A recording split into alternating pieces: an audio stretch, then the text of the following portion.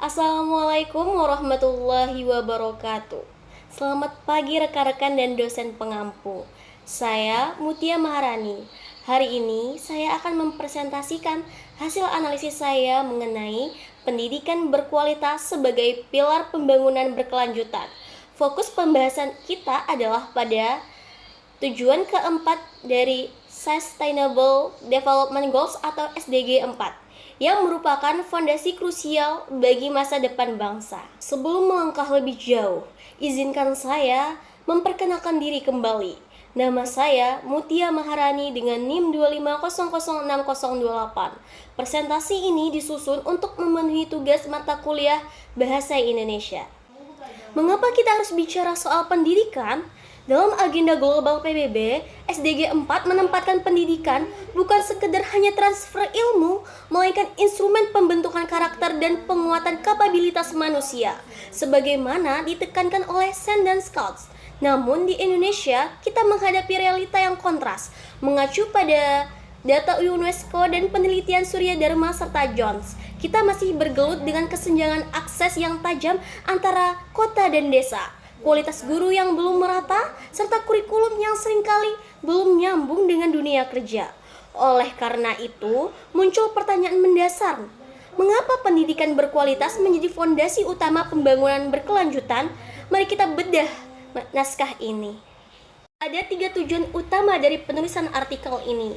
Yang pertama, saya ingin menguraikan urgensi pendidikan sebagai investasi jangka panjang yang memberikan manfaat sosial sekaligus ekonomi.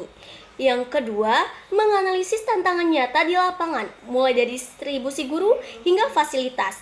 Dan yang ketiga, yang sangat relevan bagi kita, adalah menegaskan peran mahasiswa.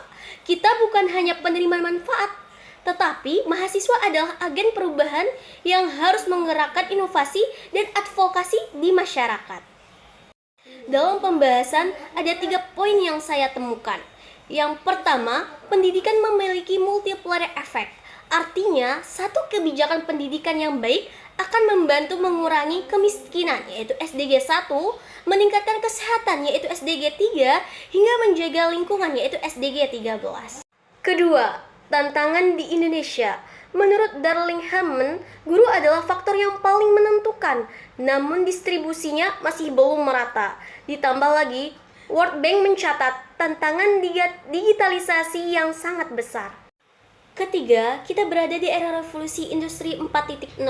Square mengingatkan bahwa pendidikan kita harus adaptif. Kita butuh literasi digital dan kreativitas agar generasi muda tidak hanya menjadi penonton dalam disrupsi teknologi, tetapi menjadi pemain utama di pasar kerja yang dinamis. Lalu, di mana posisi mahasiswa?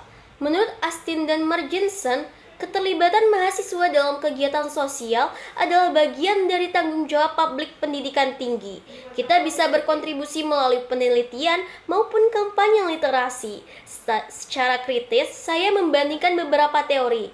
Jika Sen fokus pada pendidikan sebagai kebebasan manusia dan Scouts melihatnya sebagai investasi ekonomi, maka Nussbaum melengkapinya dengan dimensi kapabilitas.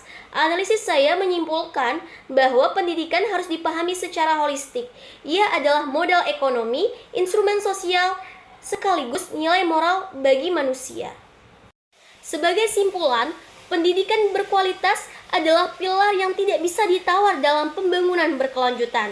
Untuk mewujudkannya di Indonesia, saya merumuskan 5 rekomendasi strategis. Yang pertama ada reformasi kurikulum, yang fokus pada berpikir kritis dan kreativitas. Yang kedua, peningkatan kualitas guru melalui pelatihan berkelanjutan dan sistem rekrutmen yang transparan.